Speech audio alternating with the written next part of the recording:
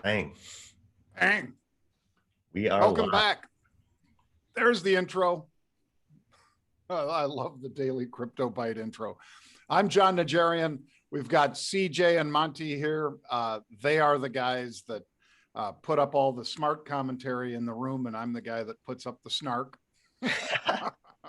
But just as I told these two guys, folks, everybody out in Jackson Hole and Targhee wanted to talk about crypto. And as I have also told Jimmy Song and a bunch of others, some people say, oh, when the shoeshine boy tells you which stocks to buy, it's the time to get out of the market. That is so arrogant, for people to say that. And just ask any of the folks who've made a bunch of money on Reddit this year, how smart they think, Wall Street is. Wall Street has an edge, and it's usually an informational edge, but there's so much information available on the net. All you got to do is do a little research, start to find out how things work. And the next thing you know, you are as close to a level playing field as has ever been in trading. And that especially is true in crypto, where, there's not the same sort of edge that there is when there are, God, guys, how many exchanges are there? I mean, the top 50 exchanges. You imagine if there were 50 exchanges for options and stock, especially when it was just starting out, which is more or less, crypto's been alive for what? This is the 11th year now for cryptocurrencies. Can you imagine 11 years into stock trading if you had, 50 different exchanges all putting up prices and trading through each other and all the rest? It is pretty amazing.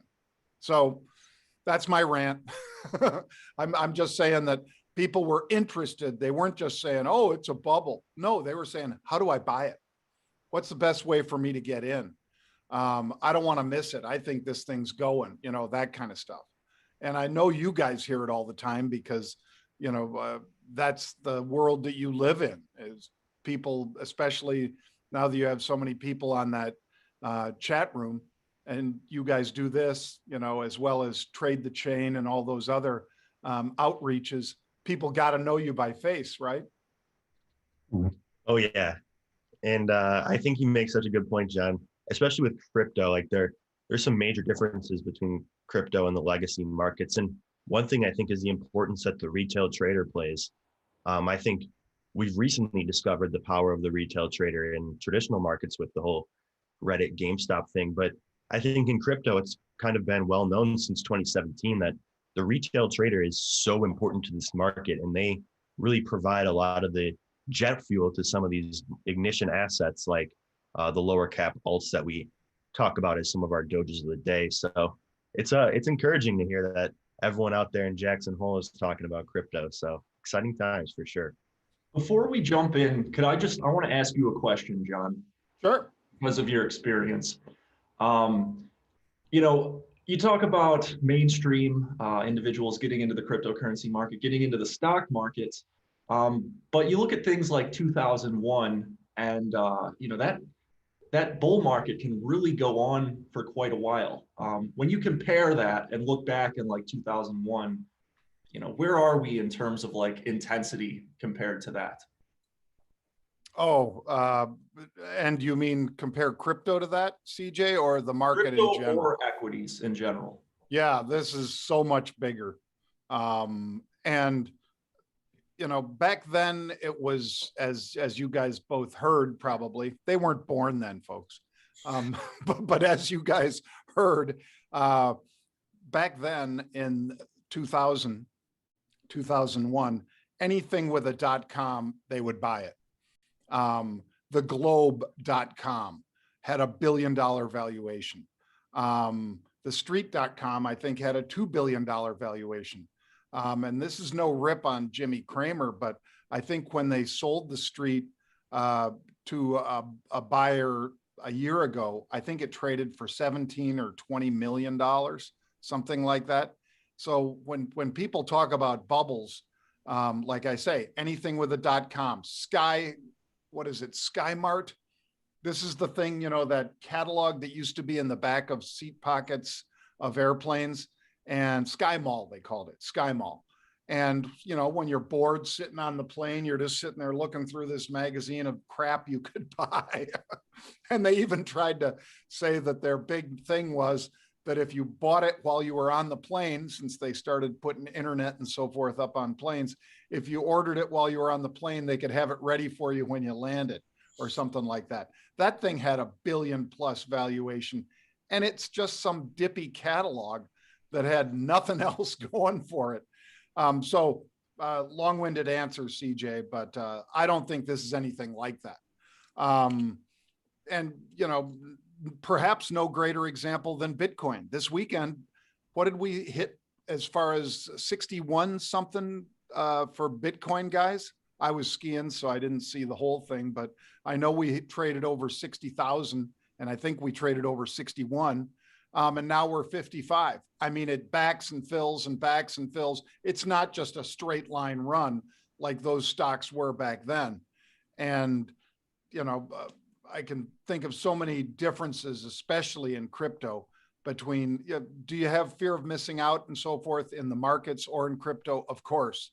When people see other people making money, then they're both resentful and they wish that they had bought in at the time. But that'll never change with whatever it is. You know, when soccer tickets start being sold more aggressively in the United States, and some people have season tickets, and other people go, damn, I should have bought those season tickets. Now I have to, you know, pay triple face, and I can't get a seat to most games because it's so popular. When that happens, there'll be that fear of missing out on that, and that, you know, FUD and everything else. So I think it goes in cycles, but I don't think this one is anything like 2000, CJ. Yet. Yeah. It will be. I mean, gosh, guys, here's something, and here's another reason that crypto was so hot. In January, people got their stimmy checks, right? They got the $600 because that was that check. Now we're doing the new $1,400 checks. So in January, they just came out with retail sales today, and they were not good. They were down 3.5%. They were projected to be down 0.5%. So this is 7 times bigger to the loss side, to the, you know, shrinking side rather than gaining. However, they revised January numbers from about a gain of 5.5 to a gain of 7.6%, I think, as far as retail sales I'm talking. So obviously people spent those stimmy checks. They bought stocks, GameStop, AMC, and a bunch of other stuff, and crypto. And then in February, it was a little bit of a different story because of what we know. They didn't get those checks. Now they're about to get a check that's more than twice as big. So you guys tell me, I'll start with you, Monty. What do you think is going to happen when these stimmy checks, you know, because that's direct deposit. People can start putting that to work anytime they want. So do you think that's going to go A, into the market, B, into crypto, C, into retail? Because I'm going to say all of the above. Yeah, 100%, John. I completely agree that all of the above will be positively affected by these stimulus checks. And I think one thing that CJ and I have been talking a lot about off camera is kind of that the low cap assets are the ones that we expect to be most influenced by this stimulus check money that's kind of flooding into the crypto space. So one thing we've been watching closely is kind of the sentiment data around some of these lower cap assets. And also we saw a lot of people trying to front run this stimulus money this weekend, I think. We saw some assets like Engine, we saw HBAR climb to new highs, lots of altcoins hitting all-time highs. And I think that's the result of an anticipation of a large influx of retail money in the form of a stimulus check. So I think these next 2 weeks are going to be very bullish for a lot of assets. So that's why for me, despite the strong sell-off, I had no plan on selling yesterday or today or any point in the next week. I'm going to hold until this stimulus money has its time to work its way into the market. How about you, CJ? Yeah, no, I'm in agreement with that. And Monty, I think yesterday you spoke about an article that projected around 10% would go into, was it specifically crypto or the stock market in general? It was crypto and stocks. Okay, so Reuters estimates about what, 10%? Yeah, 10% of the 350 billion. So yeah, that'll be interesting. That's a lot of capital. Yeah. And then you've got, all these NFTs, guys. And for new viewers, thank you. And if you want a free Trade Like a Rebels hat, retweet this Periscope or retweet this stream, and you'll be in the running for a free hat, because we'll do as many hats as we have. We'll keep giving them away as you guys keep retweeting. So please retweet this, and you can get a Trade Like a Rebels hat. But NFTs and Elon Musk, all of a sudden Musk is doing his own NFT, non-fungible token, guys. He's putting, one of his, if Elon Musk puts something out, whether it's a flamethrower that is actually a roof, it's something that they use to basically take tiles off of roofs. But he made it so it could actually extend the flame a little longer. And next thing you know, he sells $20 million worth of those things, the flamethrowers. So if he does an NFT, which he has done now, it's going to just increase the awareness of what an NFT, again, a non-fungible token is. And I think it gets more people excited about owning an original of something, because that's what NFTs are. Again, it's not fungible. There's nothing else like that particular one. So, that might be your bubble there, CJ. If you're really looking for one, some of those, multi-million dollar NFT purchases, that could be your bubble. Oh yeah, John, 100%. NFTs have been all over the news lately. And I'm going to quickly plug, we just dropped a new course on NFTs for members of our crypto community. It's just a 20-minute primer course. Comes with a 6-page handout about NFTs as well as a quiz. So for members of our community, you can check that out under our coursework cryptocurrency section. Just should get you started and kind of get you familiar with what's going on in NFTs. But CJ, you shared something with me this morning that I thought was very interesting, something that kind of quells my fears when we get a bit of a sell-off. So you want to talk about that Glassnode data you sent me, Lo? Yeah. I'll just briefly glance over it because I do want to get to our doges of the day before we run out of time here. But looking at this image above, it essentially outlays the cycle supply dynamics in terms of what is known as the Hodl Wave.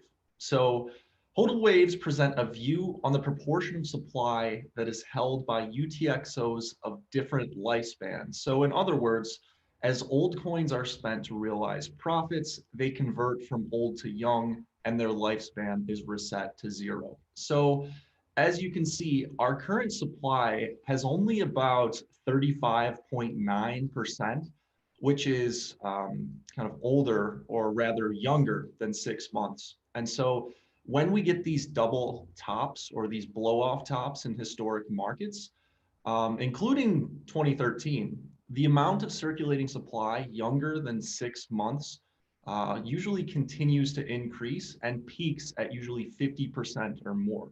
But in the current bull market, around only 35.9% of the circulating supply is younger than 6 months, demonstrating that a substantial portion of coins remain firmly held by long-term holders in comparison. So a lot of the profit taking that we're seeing is short-term traders, in my opinion, coming from this Glassnode data. Good old Glassnode, as always. But what this is showing us is that the long-term holders are still here for the long haul and are not really leaving the market despite the recent sell-off. Right. And again, if you're new to crypto, folks, when we're talking about supply, the only new supply to the market comes from miners. Miners, for the proof of work, somebody gets a reward for winning that particular one of the nodes around the planet. They are all competing to win that Bitcoin. And when they win a Bitcoin, of course, they get whatever the value of the Bitcoin is at that moment. And they build them up in their treasuries. So the way that they make money, of course, is they can either choose just to hold those coins, in which case they've raised a bunch of money and they can afford to do that, or they have to hit the market with some of those coins.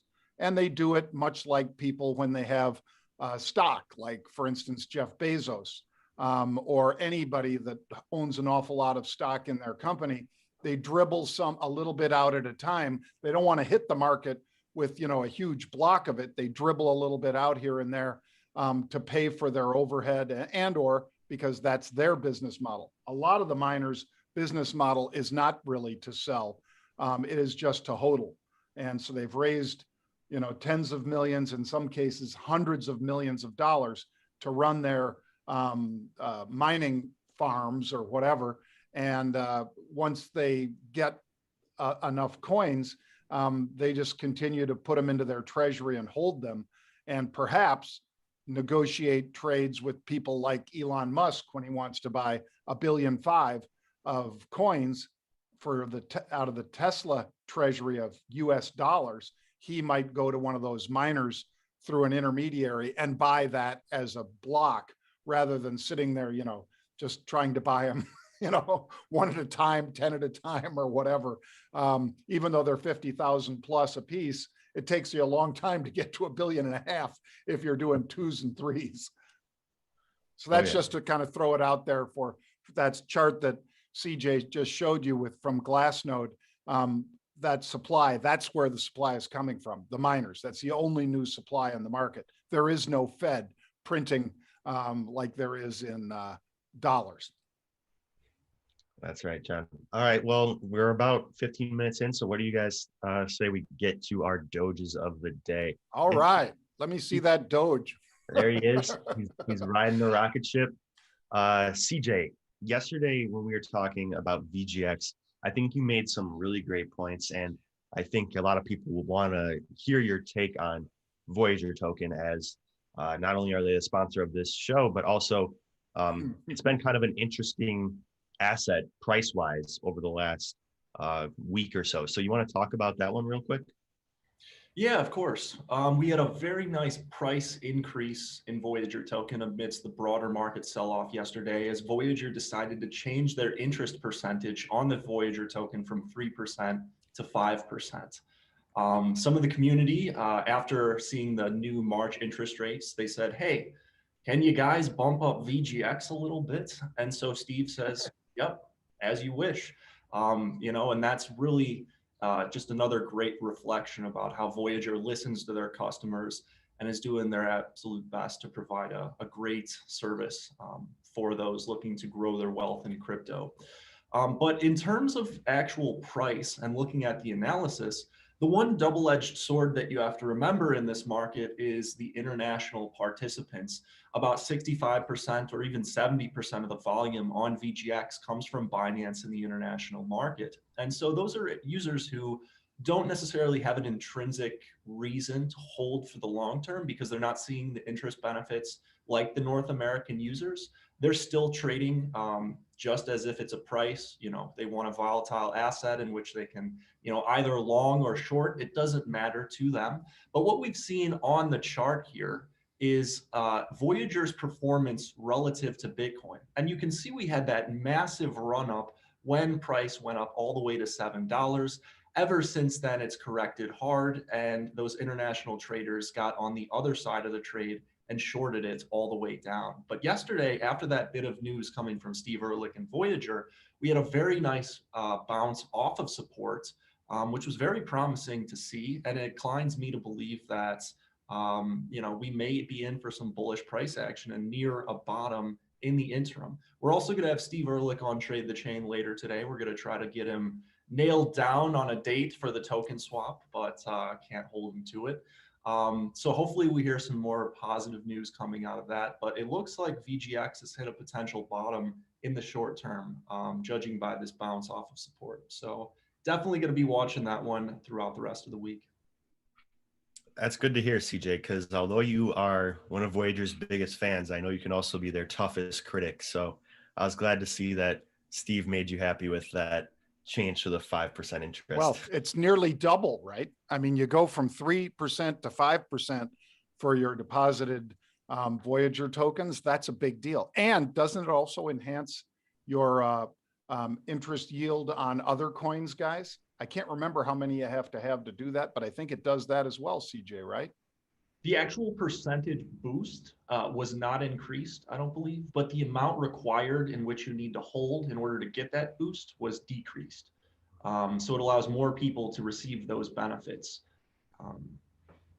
Yeah, and it will also be 7% after the token swap. So hopefully that occurs in a couple months or possibly even less. What do you guys got? All right. I'll throw it out real quick. Luna. So this is a fiat pegged stable coin, guys. This one has been getting some nice lift. It's moving up on the coin market cap as far as, it's over $1 billion coin now. So when you've got, total market cap of over $1 billion, yeah, it's small potatoes compared to Bitcoin and Ethereum, but it's been moving up and it's definitely top 20 and it might have just broken into the top 15. So LUNA, that's the one I'm going to be doing a little more hodling of today. Well, it's funny you mentioned that, John, because that was actually my Doge of the day as well. So that means this asset is going 10x today. John and I both picked it. No. But it's looked really strong. The technicals have looked great, even amidst a Bitcoin downtrend. So that's always something I look for as a positive sign. Also, another thing that I think is really important to take into consideration with these retail assets is sentiment. And TradeTheChain.com is one sentiment provider that we work closely with. And as you can see, they are very bullish on a daily and long-term time frame. So I think kind of going back to what we were talking about earlier with the stimulus money, I think a lot of the speculation will benefit Luna. So this is one I think can really continue to run, even though it's at an all-time high.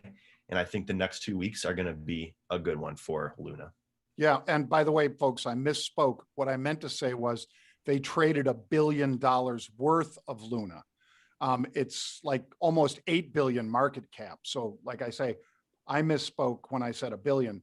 That's the turnover in the last 24 hours, which is massive, 1/8 or 12% of the entire market cap of this coin has turned over in the last 24 hours. So to Monty's point, that shows you a lot of people really getting jiggy with it. You know how I love to watch volume. And when you see a volume surge like that, later today, I'll be talking on the halftime report about AMC and some of the volume surges there. But this one, Luna, is seeing a similar kind of surge. And the fact that unscripted, both Monty and I are on the same coin should tell you something about where we think Luna's going. Exactly. All right. Well, I think that about covers it for today. Thank you guys so much for watching. As always, we'll be back tomorrow with another episode. And feel free to drop by the crypto community. It's just $1 to try it for the first month. And CJ and I are in there 24/7 talking with a community of very bright traders that's growing every day. We'd love to have you on board. So feel free to come hang out with us. Bang. See you tomorrow, guys. See you guys.